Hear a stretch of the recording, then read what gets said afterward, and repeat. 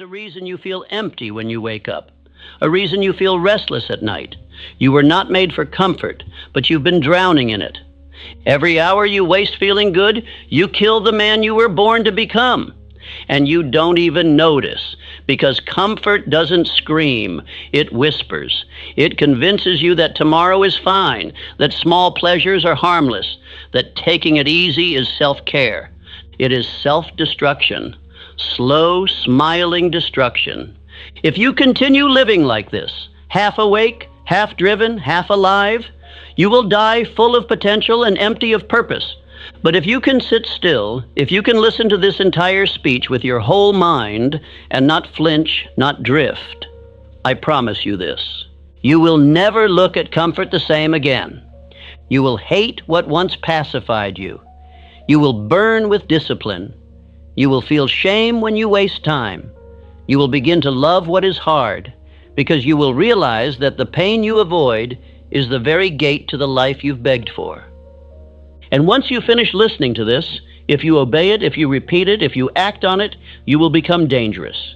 Dangerous to mediocrity, dangerous to your excuses, dangerous to every weakness that used to control you. The man you could be is locked behind every soft choice you make. This speech is the key, but only if you stay, only if you listen all the way through.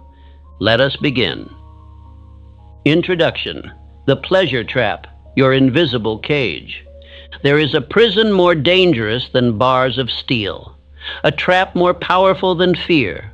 It does not announce itself, it does not shout, it soothes, it comforts, it whispers that you are fine just as you are, and it does so to kill you slowly. That trap is pleasure, that prison is comfort, and you have lived inside it for far too long. If you finish listening to this and do not drift, you will not only believe in yourself, you will no longer be capable of stopping yourself. You will become the very force you've been seeking, but only if you do not break the rhythm of this message. For every word that follows is not meant to entertain. It is meant to liberate you from the invisible chains you've mistaken for safety. Comfort is not a luxury, it is a test, and you are failing it. Because comfort rewards you now, so that you remain weak forever. It gives you the feeling of winning, while it robs you of your edge, your will, your clarity, your desire. Pleasure is the new poverty. It bankrupts you not in currency, but in character. There was a time when men feared hard labor. Now they fear discomfort. There was a time when men built empires. Now they build excuses. And the root of it all is this: they have made pleasure their god. They seek what feels good instead of what builds strength. They chase relief instead of results. They have chosen softness over supremacy, and they wonder why they cannot rise. You must now look at your life with brutal clarity. Every indulgence you justify is a stone in the wall that cages your potential. Every hour of ease you excuse is an insult to the man you were designed to become. If you do not burn these comforts, they will burn your greatness, and you will not even know it until it is far too late. Comfort is seductive because it gives you nothing while demanding nothing, but that is precisely why it is so dangerous. Nothingness is not peace, it is decay. And you, my friend, were not made to rot. You were made to rise, but you cannot rise when you are always resting. You cannot conquer when you are always consuming. You cannot become unstoppable when you are constantly pacified. I have told you before, nature hates idleness. It rewards effort. It honors decision. It crowns the man who moves forward in the face of fire, not the one who curls up next to it for warmth. Comfort is not the reward of the successful, it is the poison of the average. And if you want to be more than average, you must develop an allergy to ease. You must begin to feel disgust, not delight, when you are wasting time. You must begin to feel shame, not celebration, when you indulge what weakens you. And that shame, if it is honest, will become your sword, because no man rises until he is willing to call out his own softness and destroy it at the root. You want power? then reject ease. You want greatness, then deny what feels good and do what makes you great. You want to become a force, then stop seeking pleasure and start seeking purpose. Let this speech be the last comfort you entertain, because after this your life will become a training ground, and you will train yourself to rule. The man who indulges daily and grows soft never builds the mind or character necessary for greatness. He cannot hold the weight of success because his muscles were never formed. He cannot command respect because his eyes have grown dull. He cannot lead because he cannot first govern himself. And the world has no place for a man who cannot rule himself. But you are not beyond hope. You are not beyond strength. You are only beyond excuse. You know too much now to go back. You have heard the call, and I promise you this. Once you reject the seduction of comfort, once you taste the fire of purpose, once you begin to build with pain instead of escaping it, you will never return to the man you were before. You will become allergic to idleness. You will burn with direction. You will become addicted to becoming rather than basking, and others will look at you and wonder what changed. But you will know. You heard a message that shattered the lie of comfort, and you decided to become who you were meant to be. So say this now with full conviction. I reject ease. I choose power. I trade the comfort of now for the greatness of forever. And now that you have said it, live it. Listen to this speech as if your life depends on it, because it does. Let each word strip away the old you. Let each command burn the weakness out of you. And let each truth you hear echo until your soul rises to match the man you are now destined to become. Let us begin. Part 1. The Great Exchange. You trade your future for a feeling.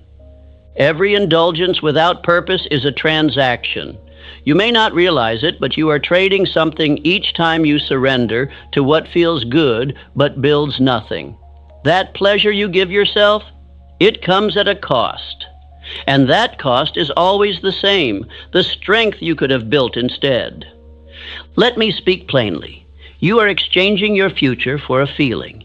Every time you choose ease over effort, escape over endurance, entertainment over execution, you are not just wasting time, you are weakening your destiny. You are spending tomorrow's greatness to afford today's relief, and the price is far higher than you know. You were not made to be pacified. You were made to be powerful. But power is not handed to the man who needs comfort to function. Power bows only to the man who trains when tired, works when uninspired, and moves forward while others drift. The man who wins does not wait to feel ready. He acts and lets his emotions follow his will. That is why you must now see pleasure as a thief. It sneaks in dressed as a gift, but it steals your fire in silence. It convinces you that comfort is success, that reward is deserved without demand, that discipline is optional. And once you believe this, you are no longer a builder. You are a beggar, waiting for motivation to rescue you. But motivation is weak. It is momentary. What you need is conviction, the kind that chooses growth over gratification every single time. And that only comes when you stop seeing pleasure as harmless, because it is not. It is the greatest destroyer of discipline ever created. Discipline does not die in one blow. It dies in 1,000 quiet comforts. You must now reclaim your fire, and you begin by examining your exchanges. What are you trading your focus for? What are you trading your strength for? What are you surrendering in exchange for nothing but a chemical trick inside the brain? I have studied the minds of the wealthiest, most successful men of my generation. I sat with Ford. I listened to Carnegie. I examined Edison, Schwab, Rockefeller. And do you know what I found? Not brilliance, not genius, but this: unshakable, often brutal, self-control. They were masters of their appetite. Take Henry Ford, a man mocked for his ideas, laughed at for his simplicity. But he held a vision that burned hotter than every temptation to relax. He could have chosen ease. He had the money, the means, the comfort, But he chose discomfort with a purpose. He chose to serve mankind by revolutionizing transportation. He was not led by pleasure, he was led by a mission. And what of you? Are you led by vision or distracted by cravings? Do you rise with decision or fall to convenience? You will know the answer not by what you intend, but by what you repeatedly do. Every day you are given the opportunity to multiply your power or fragment your will. Self-control multiplies. Comfort fragments. You were not given desire so that you could drown it in indulgence. You were given desire so you could direct it and build something eternal with it. But desire left untrained becomes craving, and craving without control becomes addiction.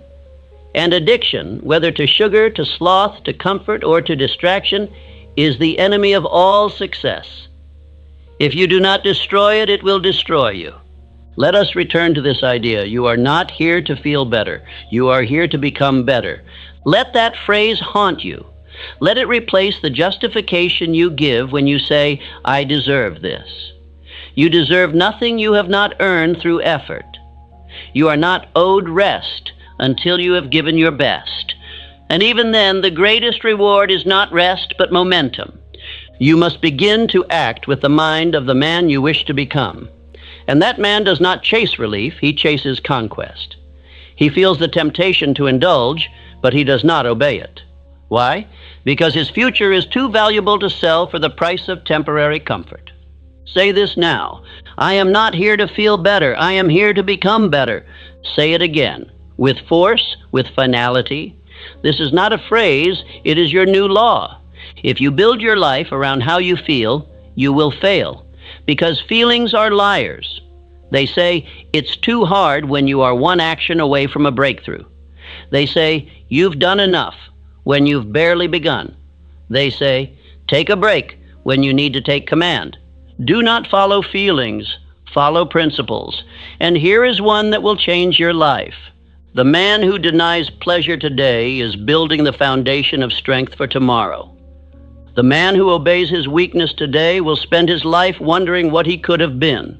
Let me be clear, pain is not your enemy. Comfort is. Because pain builds you, comfort breaks you. And the more you avoid pain, the more you must endure failure. Because success has never been the prize of the man who played it safe. It is the reward of the man who kept working when pleasure screamed for his attention and he refused to listen. You must now rewire your values. Pleasure is not good. Purpose is good. Comfort is not success. Completion is success. Indulgence is not a reward. It is a test. And you fail it every time you say yes to ease and no to effort. Let us now declare new affirmations.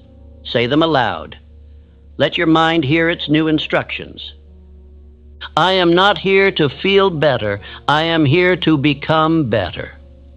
Every indulgence is a trade, and I trade nothing for weakness. I do not chase relief. I chase mastery. I will become the man who does not flinch in the face of desire. These are not words. They are spiritual weapons. Use them daily. Let them become your shield when temptation calls your name. Let them become your sword when old patterns rise to drag you down. This is the great exchange. Trade pleasure for pain. Trade ease for endurance. Trade comfort for conquest. And I promise you, you will gain more than you ever imagined. Let us continue. Part 2, the seduction of safety. Why comfort is more dangerous than failure. Let me offer you a truth that should shake you.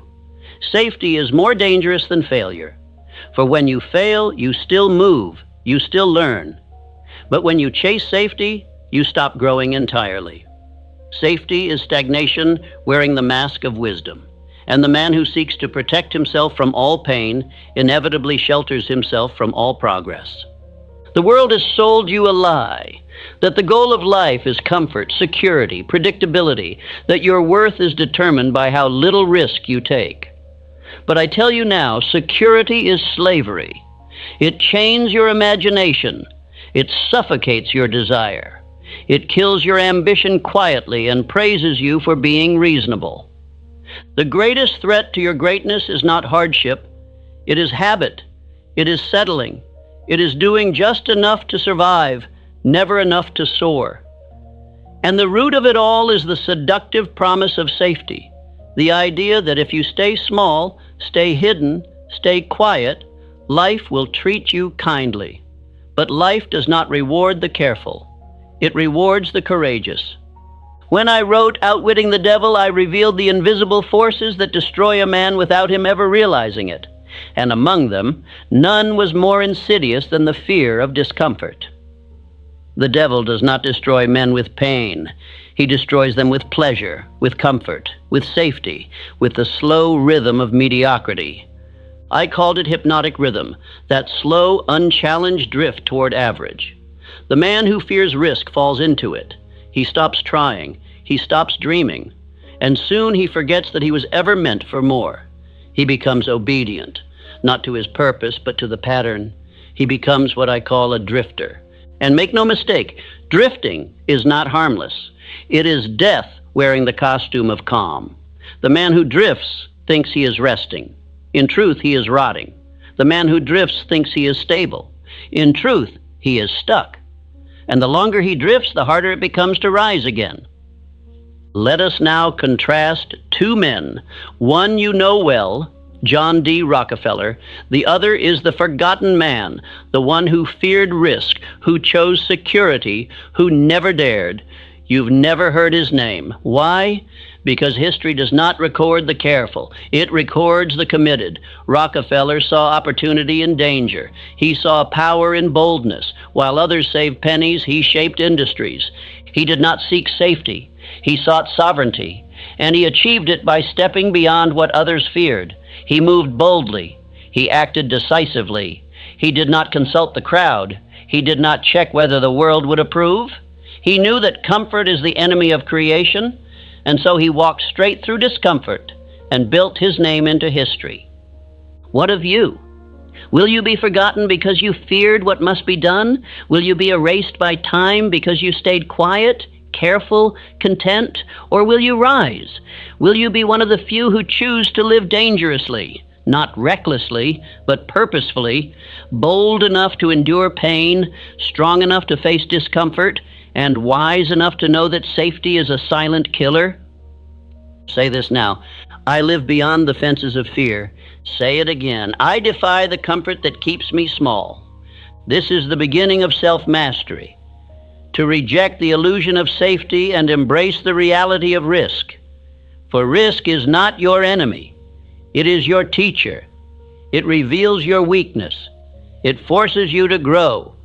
It carves character from confusion, and it rewards you with confidence that cannot be stolen because it was earned in fire. Safety asks for nothing and gives nothing. You want more? Then risk more. Not recklessly, but with purpose, with calculation, with faith. You were not made to hide behind predictability. You were made to shape reality with your decision. You were made to conquer. The man who seeks safety builds walls, but he does not build a legacy. He gains comfort, but loses confidence. He protects his life, but never lives it. And when death comes, he will realize that what he protected was not worth keeping, and what he lost can never be regained. Let us now define comfort for what it truly is: a sedative, a mental opiate. It dulls your edge. It pacifies your hunger. It rewards you with the feeling of satisfaction while quietly stealing your future. It does not ask for your life all at once. It takes it day by day in quiet rituals of surrender. So I say again, safety is more dangerous than failure, because failure refines, comfort corrupts. Every time you choose what is easy over what is essential, you lose a piece of yourself. Every time you hide from discomfort, you become smaller. Every time you say not today, you train your soul to retreat. But you can reverse it. You can become dangerous again. You can live on the edge of your ability, push past fear, and become the man you were designed to be. Not a man who survives, but a man who builds, expands, commands. Let us now speak new affirmations.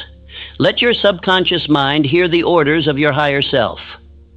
I live beyond the fences of fear. I defy the comfort that keeps me small. I do not seek safety. I seek strength. I grow by choice, not by chance. Say them now. Speak them until they settle deep. These are not casual statements.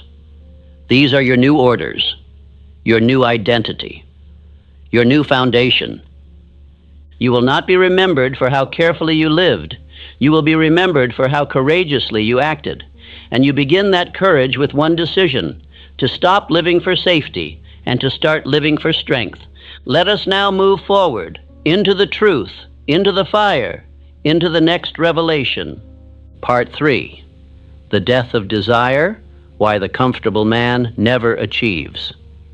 Desire is the starting point of all achievement. But what most men never realize is this: desire is also fragile. It must be fed. It must be protected. It must be preserved. Because if you leave it exposed to comfort, it will die, quietly, slowly, without resistance. And once your desire is gone, you are gone with it. Desire is not a soft wish. It is a white-hot flame. It is the inner roar that says, I will not leave this earth as an echo. I will leave it as a name. But if that desire is not defended, it is dulled. If it is not reinforced daily by discipline, it is replaced by distraction. And that is what the world excels at, distracting you from your destiny with pleasure. Make no mistake, comfort kills desire. A man who feels good too often forgets why he must become great. A man who feeds his senses daily begins to neglect his soul. He exchanges the fire of his future for the warmth of now. And before long, the lion in him becomes a lamb, tamed, tired, content. The man who is comfortable will not move mountains. He will not risk humiliation. He will not push past exhaustion. He will not endure ridicule. He will not build anything that outlives him, because he no longer burns. He simmers. He drifts. He sleeps. This is why so many talented men die unknown. They did not lack ability, they lacked desire, and they lost it when they began to prioritize comfort over calling, when they sought pleasure more often than they sought purpose, when they chose to feel good instead of become good. Let us now study the man who preserved his desire until it changed the world, Thomas Edison. 10,000 failed attempts to create the electric light, 10,000. Not because he enjoyed the struggle, but because he would not let go of the vision. He did not give in to rest. He did not surrender to ease. His desire outlasted failure, and the world now lives in the light born from that flame. But Edison's genius was not in his mind. It was in his discipline, his willingness to suffer for something higher, his capacity to hold a vision so clearly, so constantly, that no comfort could replace it. That is what you must now develop, a desire too powerful to be seduced. And how did Edison sustain that fire? With repetition, with faith, with autosuggestion. He spoke the result into existence before the result existed. He walked with the belief that what was not yet seen would become seen, and every action he took confirmed that belief. This is what I taught you in Think and Grow Rich. Desire backed by faith knows no such word as impossible. But desire alone is not enough. It must be fed by vision. It must be guarded by decision. It must be sustained by action. If not, it will rot in the shallow grave of pleasure. And here we must speak of something most fear to name: sexual transmutation. I taught this truth plainly. The same energy that creates life, the strongest of all human impulses, when redirected, becomes genius, becomes wealth, becomes achievement. But when wasted, when dissipated through indulgence, it becomes weakness. A man who wastes his sexual energy, who releases it without control, who lives to satisfy rather than sublimate, drains the very fuel of his greatness. His eyes lose their shine. His voice loses its force. His posture bends. He becomes ruled by the lower, and the higher never awakens. But the man who masters this fire, who withholds and channels, who transmutes instead of squanders, he becomes a weapon. He becomes magnetized. His presence grows heavier. His direction becomes sharp. He speaks less but commands more, because desire, once controlled, becomes destiny. Let us be clear. I am not asking you to become cold. I am commanding you to become directed. Desire is not evil. It is holy, but it must be consecrated, given to a purpose, mated to a mission, poured into a definite chief aim that you repeat daily with emotion until it becomes the air you breathe. Say this now. I feed my desire with vision, not with comfort. My craving is for greatness, not relief. Say it again. My fire is focused. I transmute. I rise. These affirmations are not superstition. They are science. They are mental programming. Each word spoken with belief is a seed planted in the subconscious. And what you plant, you will harvest. But do not forget, if you plant indulgence, you reap weakness. If you plant excuses, you reap regret. Now hear me. If your desire is fading, it is because you are feeding the wrong appetite. You are feeding your senses while starving your soul. You are filling time instead of fulfilling purpose. And until you reverse it, until you choose the pain of growth over the pleasure of stagnation, you will remain caged by comfort. There is only one cure: daily fire. Wake up early, speak your aim aloud, declare who you are becoming, train your body, direct your thought, resist the impulse, act with decisiveness, and above all, reject the easy path, for it leads only to erosion. Let us now affirm this truth in full. I crave conquest, not comfort. I no longer serve my pleasure, I command my power. I transmute energy into excellence. My desire is not a whisper, it is a war cry. These are the foundations of a new identity, one that no longer bends under the weight of desire, but wields it like a sword, one that does not sleep when it is time to build, one that does not break when tested, but burns brighter. You are not weak, you are undisciplined. And discipline begins by refusing the impulse and choosing the aim.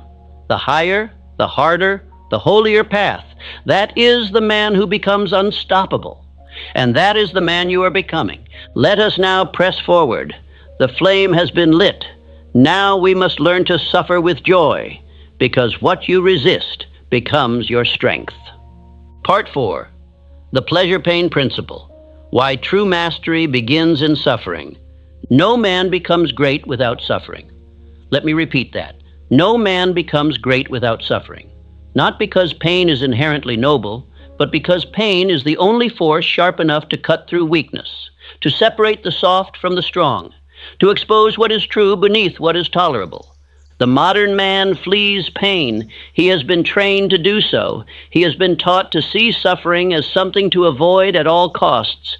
But what he does not know is this: his comfort is the very reason he suffers. He suffers from doubt, from mediocrity, from the agony of a small life because he refused the holy fire of discipline. You must understand, the pain of growth is not punishment, it is preparation. It is not cruelty, it is calibration. When you choose discomfort with a purpose, you are not being crushed. You are being carved, sculpted, refined. Every ounce of struggle is shaping you into something more, something rarer, something unbreakable. I once said the pain of discipline weighs ounces. The pain of regret weighs tons. That law has never changed. The man who chooses the pain of now becomes the master of tomorrow. The man who avoids it becomes its slave. Pain is coming either way. The only difference is what it buys you. If you will suffer for purpose, you will rise in power. But if you avoid all pain, you will suffer endlessly, without reward, without glory, without transformation. The choice is not whether you will hurt. The choice is why you will hurt. One leads to greatness, the other leads to guilt. Let me give you the story of a man who demanded pain, Andrew Carnegie. When I first met him, he asked me to devote 20 years of my life to a task I had no idea how to accomplish.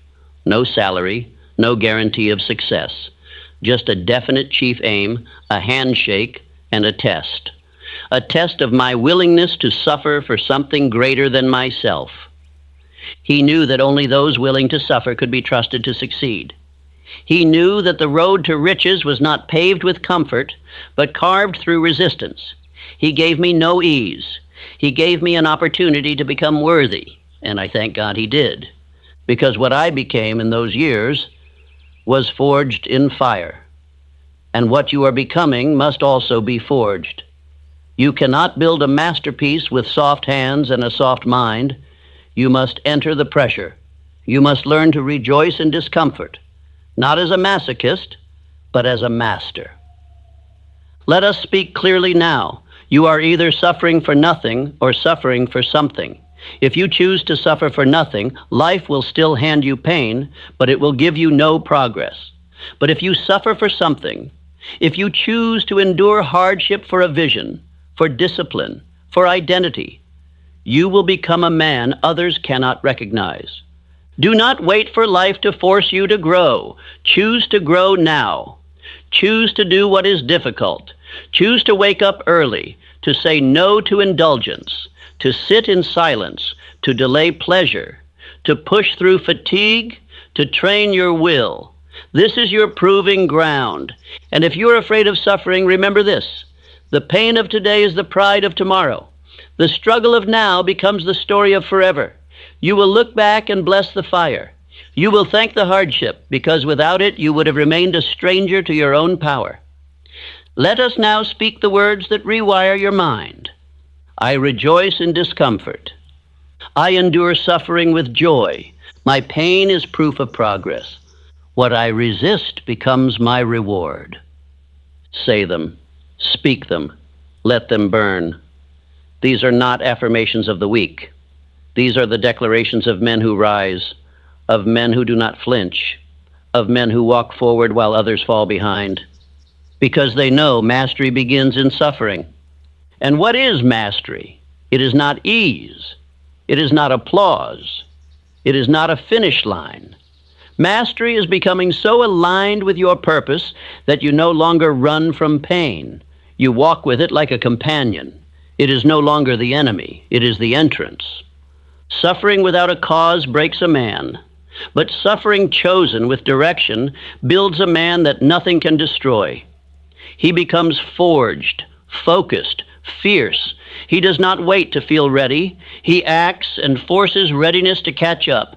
So I ask you now, will you continue to chase comfort and call it happiness? Or will you pursue hardship and discover what greatness truly demands? Say this now and let the world hear it through your decision.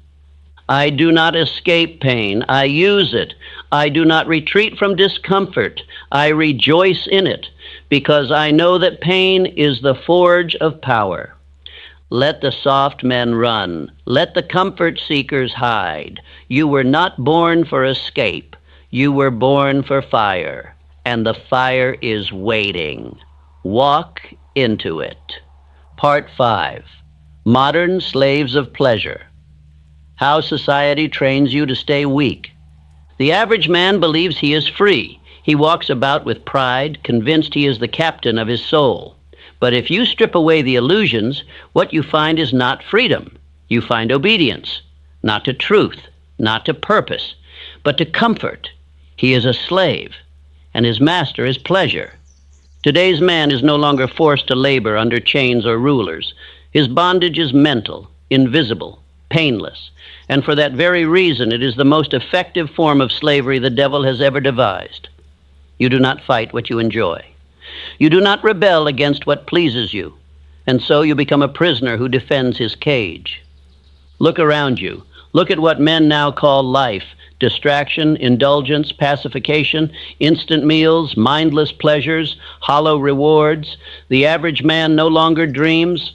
He entertains. He no longer climbs. He consumes. And the system is built to keep him obedient to ease. Do you think this is by accident? It is not. The devil has no need to destroy you.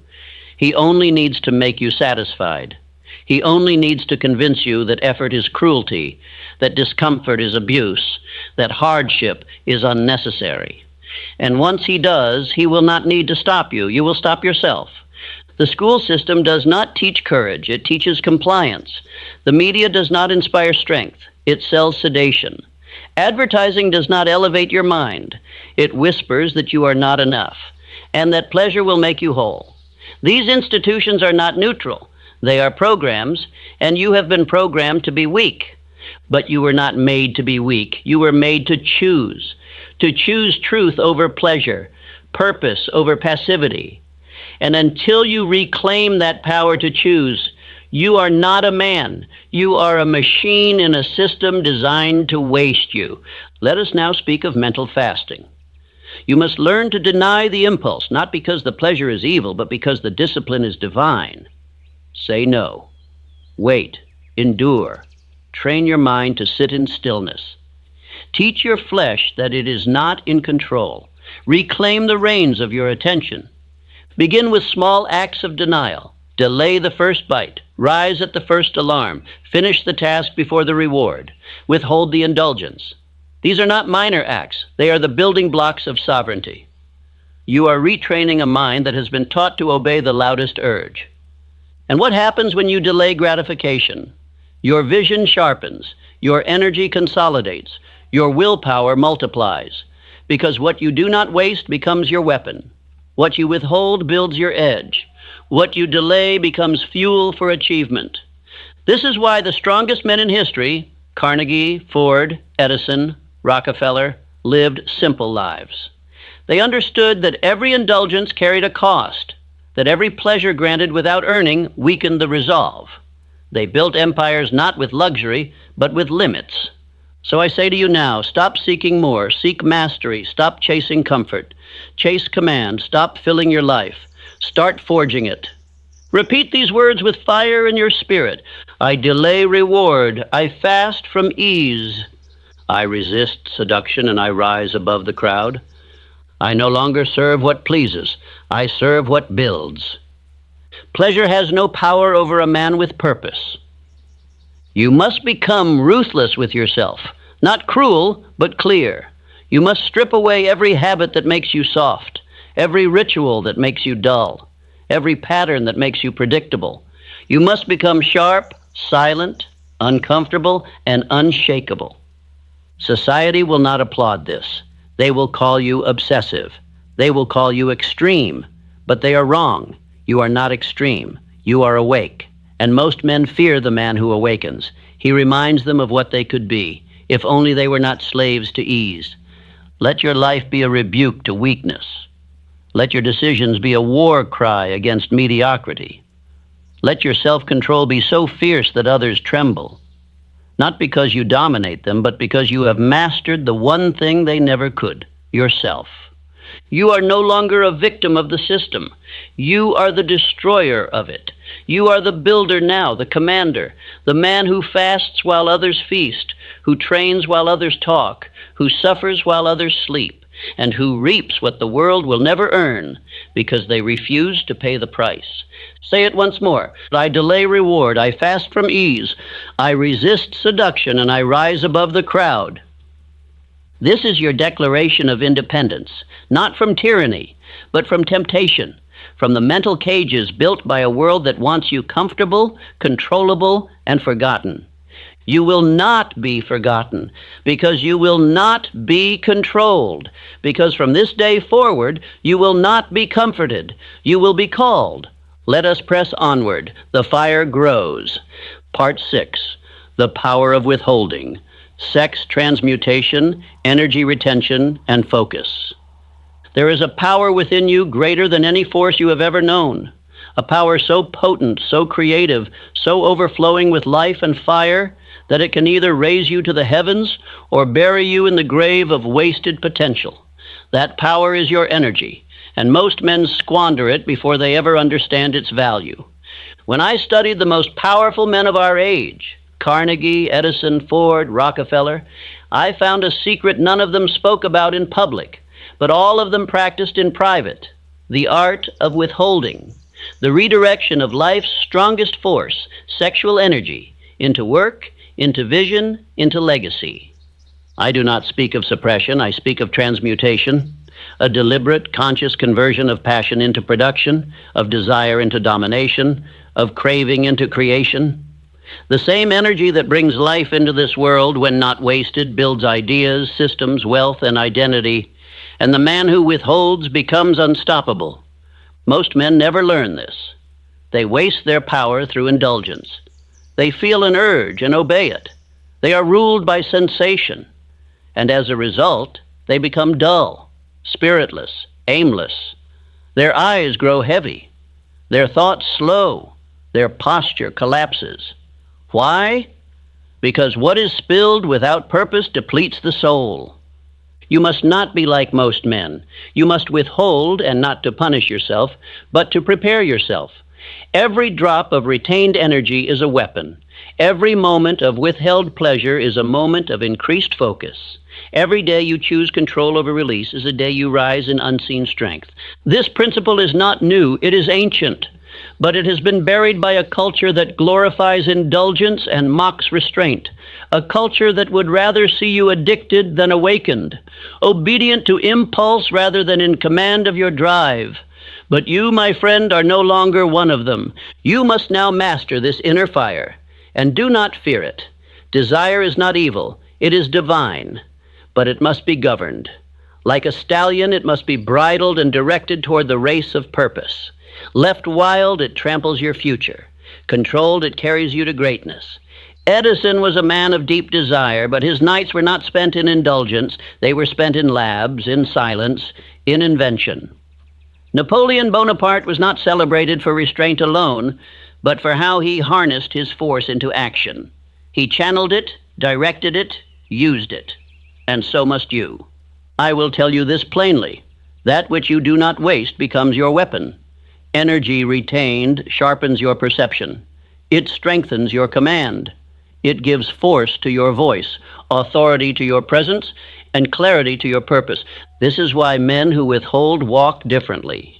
They are not scattered. They are structured. They are not easily distracted. They are decisive. They are not desperate for validation. They radiate from within.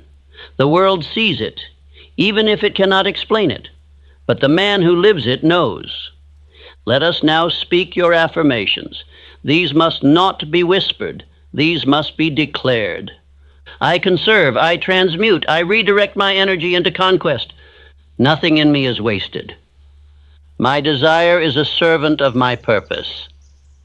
I do not obey the urge. I command it. Speak them until your body believes them. Speak them until your habits reflect them. Speak them until you walk through the world with power that cannot be explained, because it has been earned in silence. There will be temptation. There will be days when the pull to indulge feels too strong to deny. But remember, every act of indulgence trains your body to rule your mind. Every act of discipline trains your mind to rule your destiny. And you must decide moment by moment who is in command. Repetition builds identity. Say no, again, again, again. And soon you will not merely be resisting, you will be rising. Because every withheld act is a signal to your subconscious that you are in control. And once the mind believes this, it begins to attract results that match your restraint. The principle of cosmic habit force tells us this. Patterns repeated with emotion become fixed, eternal, inescapable. What you do daily, you become permanently. If you want to become a king, act as one. Rule your instincts. Govern your impulses. Move with intention. Deny what weakens. Protect what strengthens. This is the path few take, and that is why few rise. But you were never meant to be common. You are here now because the deeper part of you is tired of being ruled. It is ready to reign, and the crown does not come through indulgence. It comes through mastery. So fast. Wait, withhold, redirect, train, speak, walk, building, and never forget. I conserve, I transmute, I redirect my energy into conquest. Nothing in me is wasted. Now let us go further. For it is not enough to deny pleasure. You must reprogram the mind itself to seek pain with purpose, to love resistance, to crave discomfort. That is where we go next. Part 7, Burning the Pleasure Map. reprogramming your mind to seek pain with purpose. You have lived most of your life walking paths paved by others, paths built for comfort, not conquest. Your nervous system is wired for ease. Your emotions reward what is soft and recoil at what is sharp. But this, my friend, is not your fault. It is your programming. And it is now your duty to burn that map and draw a new one, a map to power. From birth, you were taught that pain is something to escape, that discomfort is failure, that difficulty is danger. But none of these are true. Pain is not the enemy. Pain is the entrance. Discomfort is not the warning sign. It is the signal that you are approaching the threshold of transformation, the threshold most never cross. Most men never rewire their mind. They remain trapped in the pleasure map, always seeking the path of least resistance. They look for the shortcut. They worship the instant. They chase the reward without paying the price. And the result? A life of mediocrity, a life of half-built dreams and quiet resentment. But you are not most men. And now that you know the truth, you must act.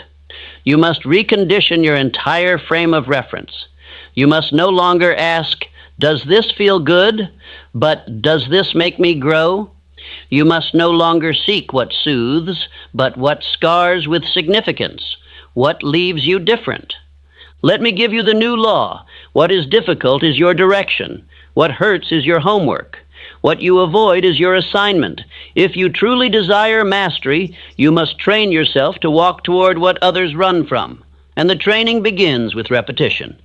Write this on your door. My purpose is greater than my pleasure. See it every morning. Say it aloud before you leave your room. Speak it again before you sleep.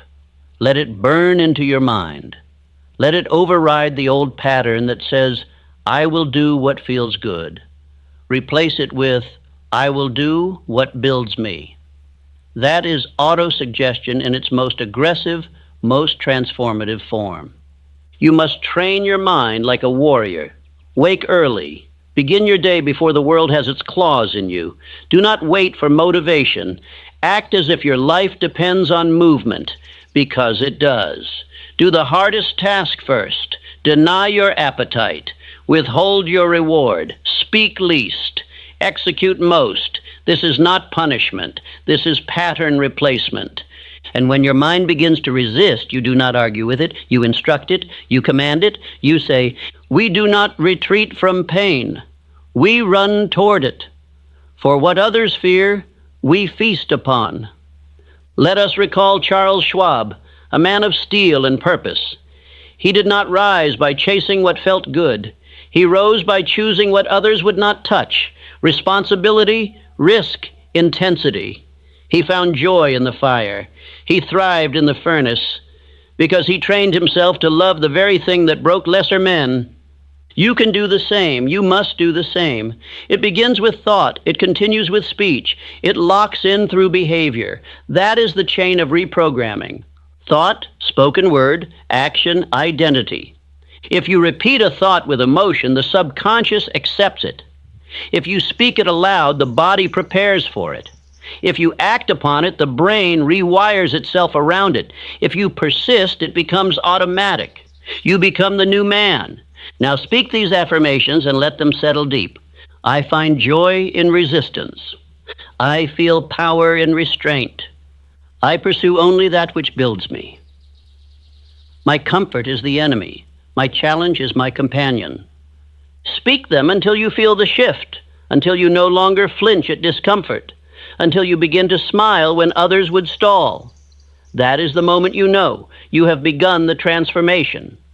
Understand this, reprogramming is not done once, it is done daily. You are replacing years of soft wiring. This will require discipline, silence, focus, precision. It will require that you take control of every moment that used to control you.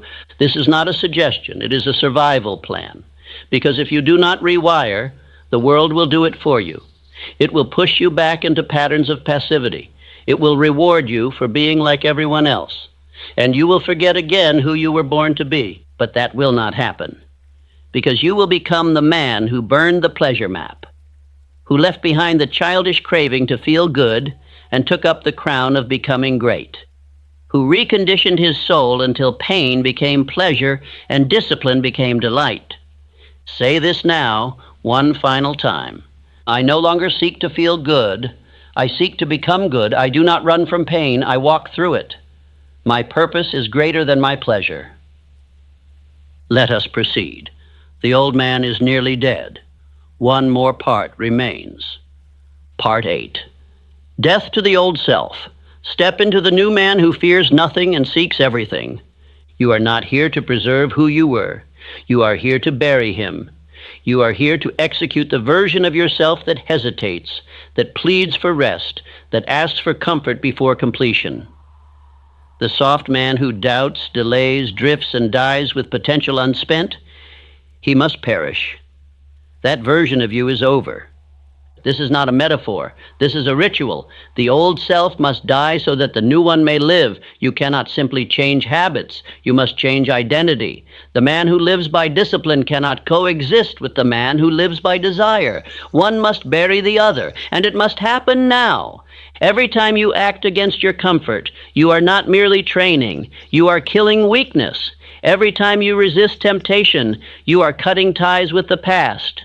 Every repetition of restraint, every act of delay, every moment you choose purpose over pleasure, you are dying to who you were and being born again into who you are meant to be. And who is that man? He is not soft. He is not scattered. He is not seeking applause.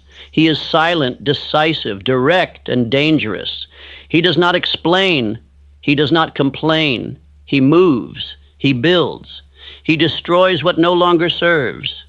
He is not moved by moods. He is moved by mission. He does not beg for strength. He becomes it. He does not ask the world to believe in him. He commands belief through action. He walks with posture. He speaks with intention. He delays gratification. He denies impulse. And he rises regardless of resistance. Let me remind you, you will never go back. Not because you shouldn't, but because you can't. Once a man sees truth, he cannot unsee it. And the truth is this: the world you wanted, the wealth, the power, the influence, the legacy, is not built through comfort. It is built through controlled violence against your lesser self. And the final tool of this new man is affirmation of identity. You must declare who you are, not based on past evidence, but on future decision. You do not become great and then speak it. You speak it and then become it. Write down your definite chief aim. Read it aloud twice daily. Speak your affirmations with emotion, authority, certainty. Say, I am not what I feel, I am what I decide. I am built on purpose, not permission. I am the man who does not hesitate. I fear nothing. I seek everything. Let your mind hear this until it believes. Let your body obey your voice. Let your spirit rebuild itself through repeated declaration and relentless discipline. This is the principle of autosuggestion, as I taught in Think and Grow Rich. You repeat the thought until it becomes belief. You repeat the belief until it becomes behavior. You repeat the behavior until it becomes identity. And once it is identity, you no longer try. You are. And that is what you must become now, a force. Not a seeker of comfort, but a bringer of clarity. A sculptor of self, a destroyer of delay. A man who has buried all traces of fear beneath the stone of decision. You will no longer be ruled by cravings. You will no longer be pulled by emotion. You will no longer bend to the world. You will bend the world to your will, not through shouting, not through pride, but through presence, precision, power. Let others stay comfortable. Let others rest while you rise. Let others explain why they are not where they want to be. You will not explain. You will execute. Say this now. I am not here to feel good. I am here